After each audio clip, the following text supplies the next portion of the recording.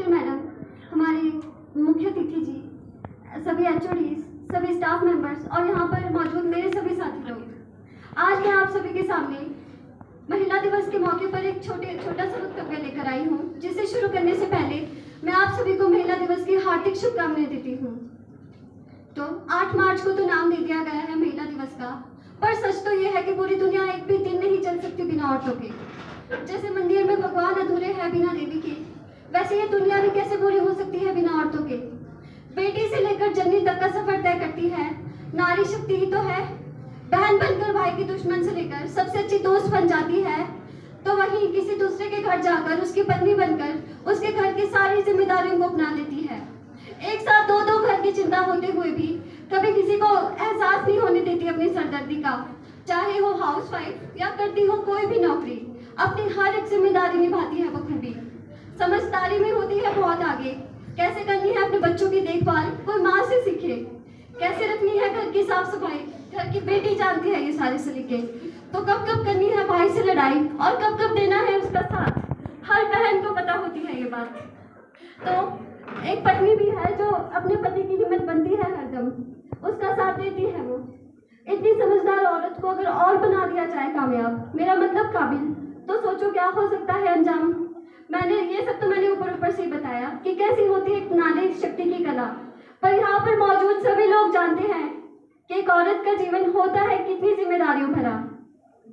कर लेती है हर वो काम, चाहे वो मन उसका या ना हो, क्योंकि पता होता है हर एक नारी को कि वो नहीं चलेगी तो साथ वाले तो वैसे भी नहीं चलेंगे। उठ जाती है सबसे पहले सुबह में और सोती है सबके बाद में। होती है सबकी माँ कुछ ऐसी ही, आज मैं कह रही हूँ ये उनकी याद में। तो जब इतना जरूरी है हर एक नारी का अस्तित्व, तो क्यों कहीं भी वो अपने हक और सम्मान से रह जाती होगी वंचित? क्यों अभी भी अखबारों में खबरें आती होगी बलात्कारों की सुर्खियां भरी?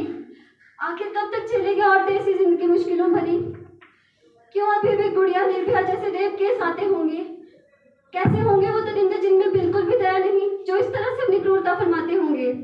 अभी हाल में ही कोलकाता रेप केस आया था, वो भी तो किसी दरिंदे ने फरमाया था जिसने पूरे देश में बवाल मचाया था।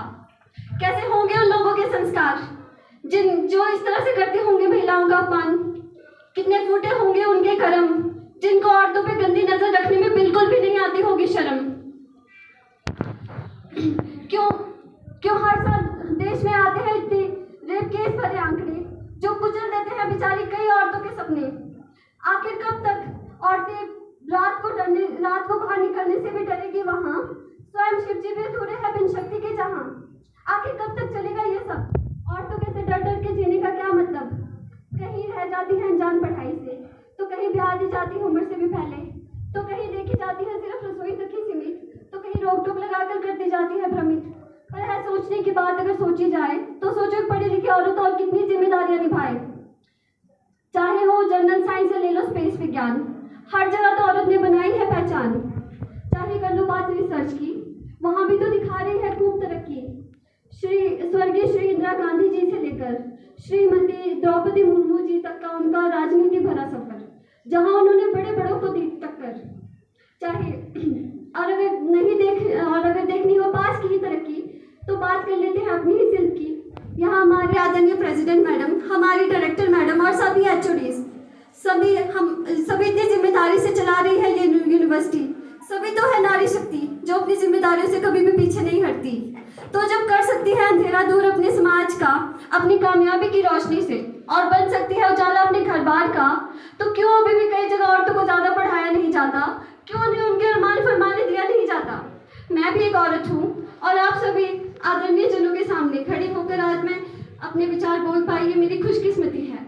आप सभी ने मुझे सुना, ये इसलिए मैं आप सभी का तहे दिल से शुक्रिया करती हूँ। आखिर मैं तो इतना ही कहना चाहूंगी कि औरत तो है घर घर में, औरत तो है घर घर में, पर ना जाने क्यों जीती होगी डर डर में। क्यों कहीं भी औरतों को मिलता होगा अपमान, क्यों कहीं भी औरतों को मिलता होगा अपमान, जबकि सबकी नजरों में तो होना चाहिए उनके लिए सिर्फ और सिर्फ सम्मान। धन दौलत तो है दूर की बात, सबसे पहले हर एक औरत चाहती है अपने लिए सिर्फ इज्जत और प्यार, सिर्फ इज्जत और प्यार। धन्यवाद।